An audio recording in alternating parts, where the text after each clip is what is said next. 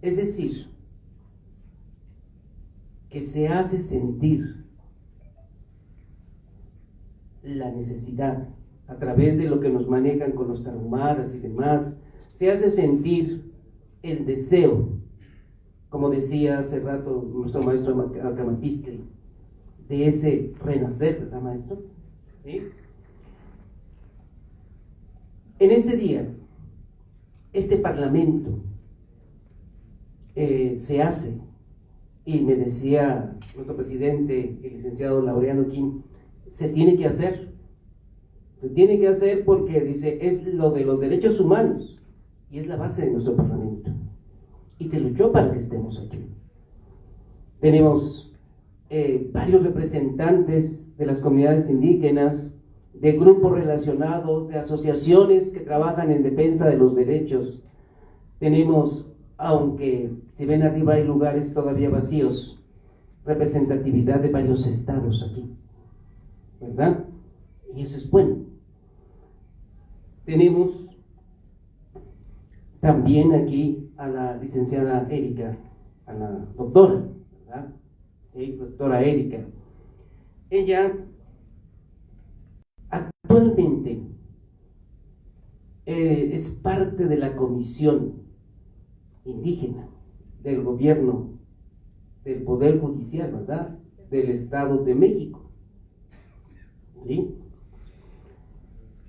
Y en pláticas rápidas que hemos tenido, porque a veces por la actividad, tanto uno como otro apenas estábamos platicando en ponernos de acuerdo en cómo le hacemos para coordinar esfuerzos, porque es necesario que las cosas no se queden aquí, que no solamente nos digan se están muriendo los tarahumaras, que no solamente nos digan, la otra vez llegaba un abuelo y me decía, se romparon las piedras del lugar sagrado de adoración. ¿Y se han enterado de qué pasa? Funcionarios del nivel de la doctora Erika, especialistas en esta área del conocimiento. Y muchas cosas que ya hemos manejado que son importantes. Entonces, el día de hoy estamos aquí, les decía, representantes, por ejemplo, tenemos de los pueblos originarios, está Reina, ¿verdad? Representante de los pueblos originarios de Xochimilco, ¿sí? Coordinadora delegacional de los pueblos originarios y afrodescendientes de Xochimilco, ¿sí? Tenemos de Nuevo León. ¿Dónde está Nuevo León?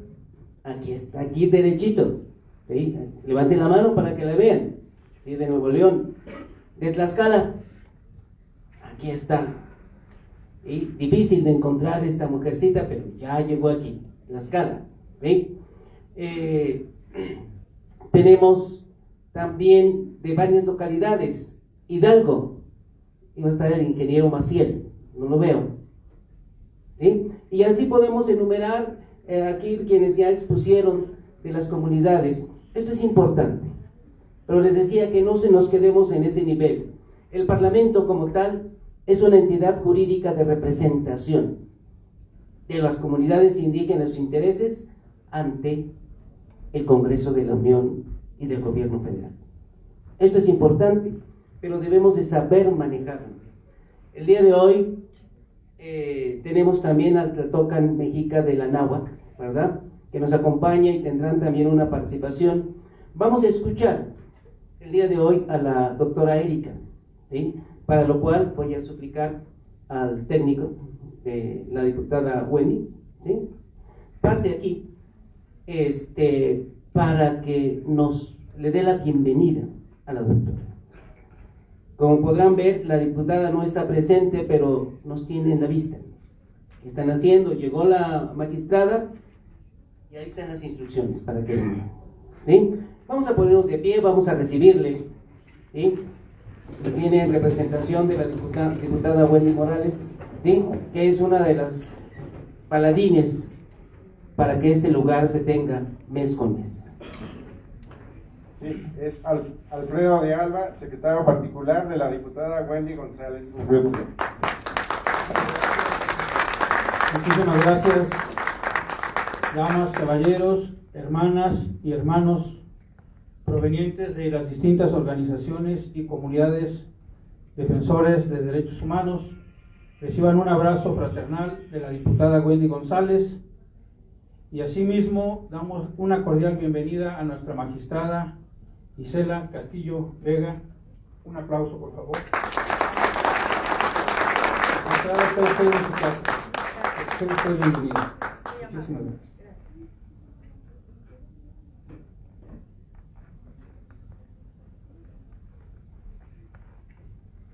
Agradecemos este gesto de cortesía de la Cámara de Diputados, específicamente de la doctora Wendy, de mantenernos. Y antes de que se sienten, vamos a darle paso a nuestra magistrada que nos acompaña el día de hoy, ¿sí? Que trae un tema, nos va a hablar de algo importante. Al igual que nosotros, ella también recibe los casos de primera mano, ¿sí? Pero nosotros meditamos soluciones y tocamos para abrir puertas. Ella está dentro. ¿Sí? Vamos a recibir.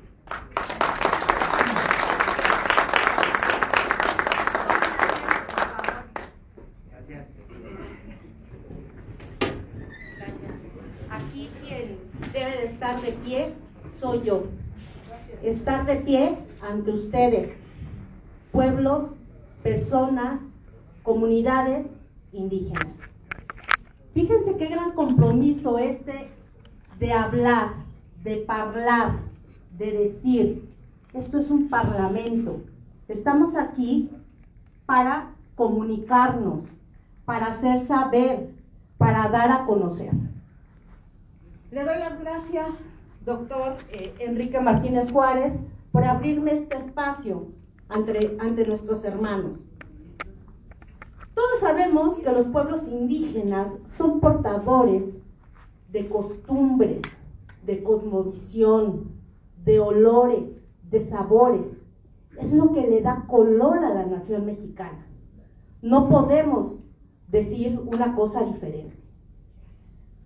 No obstante, a lo que he referido, a lo largo de la historia de México, y no solo de México, de América en general, pueblos, personas y comunidades indígenas han sido discriminados. Hay exclusión y hay un contexto de violaciones sistemáticas a su independencia, a su autonomía. ¿Estas limitaciones en qué se traducen? Simple y sencillamente en limitaciones a sus derechos humanos, limitaciones a su derecho de acceso a la justicia. Ustedes, nosotros, debemos de tener representaciones en todas aquellas esferas decisorias.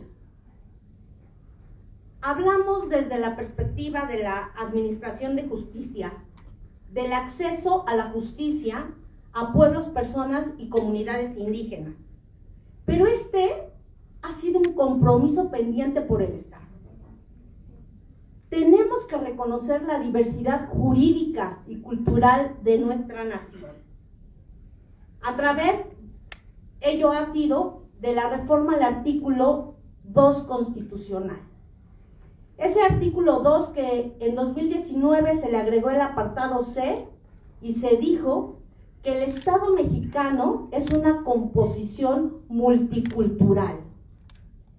A la fecha, en México, más de 7 millones de habitantes pertenecen a comunidades y pueblos indígenas y deben de contar con representantes que surjan de esas propias comunidades.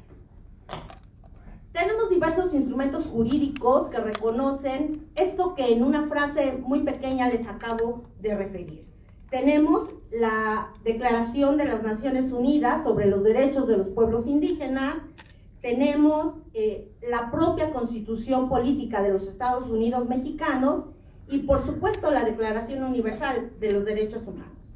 Todos estos cuerpos normativos que les he referido reconocen el derecho de los pueblos indígenas a mantener y a desarrollar sus propias instituciones jurídicas. Sin embargo, como he referido, en la práctica, las personas indígenas siguen siendo motivo de discriminación. no se les permite ejercer sus derechos de manera libre, de manera efectiva. Les voy a comentar qué ha pasado en el Estado de México, que es el lugar de donde yo provengo, exactamente de Toluca, Estado de México. Se realizó una consulta libre, previa e informada con la finalidad de dar cumplimiento al artículo 2 de la Constitución Federal. Y esto es darle voz a pueblos, personas y comunidades indígenas y hacer efectivo ese derecho de acceso a la justicia que está en la Convención Interamericana de Derechos Humanos, está en nuestros artículos 14, 16 y 17 de la Constitución Federal. ¿Y qué es lo que pasa aquí? Se crea un órgano de justicia especializado en usos, costumbres y servidumbres de pueblos originarios. En el Estado de México únicamente tenemos 5 de los 68 reconocidos a nivel nacional. Entonces, una vez que se realizó esa consulta, los pueblos originarios de mi estado dijeron, sí queremos que exista un órgano especializado en justicia indígena. Se generó la propuesta legislativa adjunta a la Ley Orgánica del Poder Judicial del Estado de México y se aprobó por unanimidad en nuestro Congreso local. Les voy a platicar qué hacemos. Somos 5 magistrados. Somos especialistas en diferentes materias. Mi especialidad transversal respecto de la materia de justicia indígena es la materia familiar. Habemos magistrados de materia familiar, de materia civil y mercantil y de materia penal. Somos 5 personas. Atendemos aquellos casos que llegan en apelación, que es un recurso vertical en virtud del cual tenemos la posibilidad de revisar las sentencias que dictan los jueces de primera instancia. Revisamos la resolución específicamente cuando alguna de las personas que intervino en el proceso se autoadscribe como integrante de una comunidad o de un pueblo indígena. ¿Y qué revisamos? Una vez que sabemos a qué grupo originario pertenece, revisamos los usos, costumbres y servidumbres de ese pueblo originario y analizamos si dentro de la resolución han sido respetados. Si no es así, realizamos las gestiones para que esa controversia se resuelva acorde a esos usos, costumbres y servidumbres. Esa es una de las primeras funciones. Otra función, generamos opiniones consultivas. ¿Qué es una opinión consultiva? Es una opinión versada y técnica sobre un asunto concreto. Les platico un caso que me tocó resolver y que se los puedo externar porque ya se ha votado y pasó por unanimidad.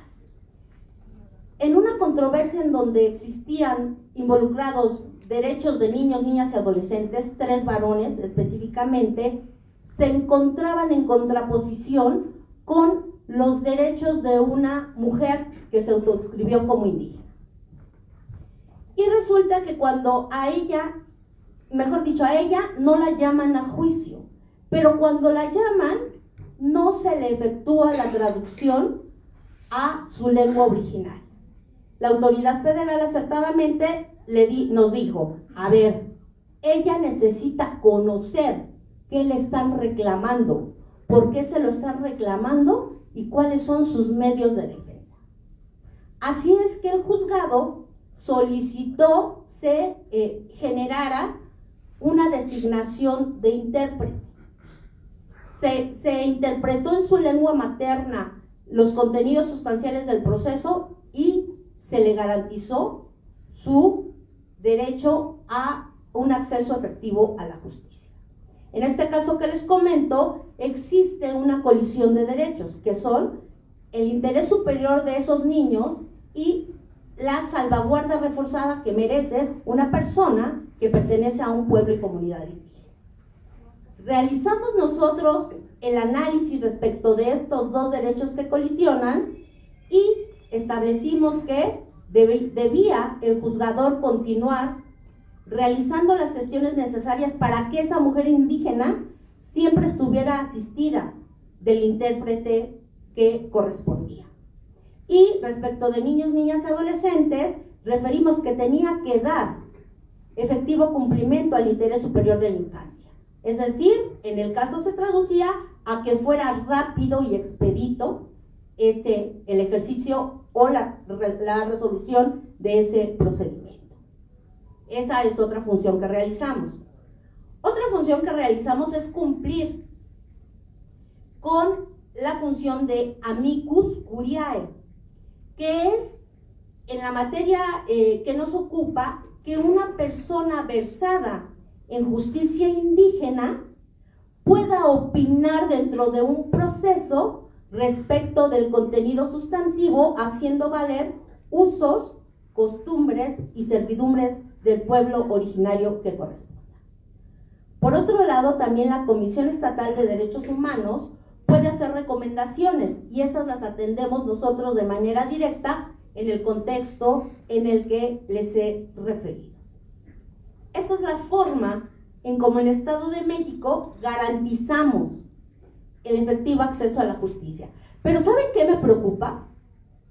¿Saben cuántos tribunales especializados en materia indígena hay en la República Mexicana? ¿Alguien sabe? 2. Oaxaca y Estado de México. Oaxaca tiene 8 años. Pero no saben, son mestizos. Oaxaca tiene 8 años realizando un análisis respecto de cómo puede materializarse el ejercicio pluricultural de la justicia. Estado de México estuvo presente Rigoberta Menchú cuando se instaló esta sala y realizamos al interior del tribunal un protocolo. ¿Qué es un protocolo? Un protocolo establece los lineamientos mínimos que debe de observar el juez o cualquier autoridad en aquellos asuntos en donde se involucren derechos de personas, pueblos o comunidades indígenas. Pero esto tiene que ir más allá, porque nada más estamos hablando de pueblos originarios. Y yo me pregunto, ¿qué pasa con los afrodescendientes? Los afrodescendientes tienen también ya una presencia muy específica y significativa en la nación mexicana. Y también tienen usos, y también tienen costumbres, y también deben de ser respetadas. Justamente el día de hoy se clausuró un congreso que se verificó allá en el Estado de México, en la Escuela Judicial, y fue el primer Congreso Nacional de Interculturalismo Jurídico. Escuchamos voces de personas de Chiapas, de Oaxaca, de Hidalgo, de Michoacán, en donde nos refieren cuál es el avance que tiene la justicia en sus estados. Debemos visibilizar esta necesidad de que la justicia sea efectiva, de que se respeten usos, servidumbres y costumbres de pueblos, personas y comunidades indígenas. Porque esa es la única forma en que la inclusión, de la que habla el artículo 2 constitucional, pueda ser efectiva. Deben ustedes llevar este mensaje a las legislaturas de sus estados.